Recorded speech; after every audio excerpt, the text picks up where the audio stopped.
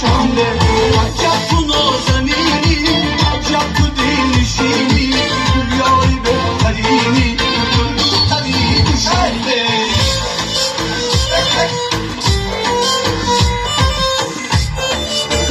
خیلی شما زنده باشه.